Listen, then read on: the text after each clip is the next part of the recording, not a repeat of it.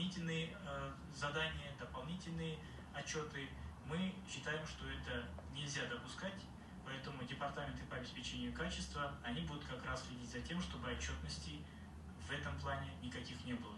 Учитель заполняет только свой журнал и больше ничего.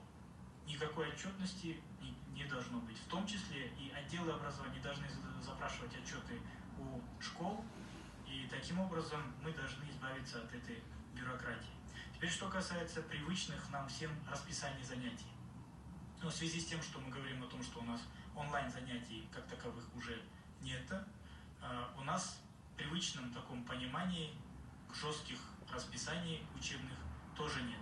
То есть ребенок получает задание, стоит перед ним задача для того, чтобы он освоил те или иные или прочитал те или иные страницы, те или иные главы, параграфы, посмотрел видеоуроки и потом может написать, может быть, контрольную работу, лабораторную работу. То есть это самое главное.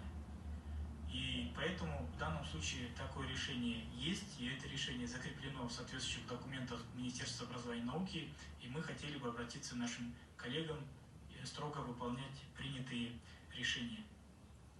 И, конечно, в настоящее время мы должны больше доверять нашим детям, больше доверять нашим коллегам-педагогам, и здесь меньше должно быть бюрократии. Конечно, в настоящее время вы видите, что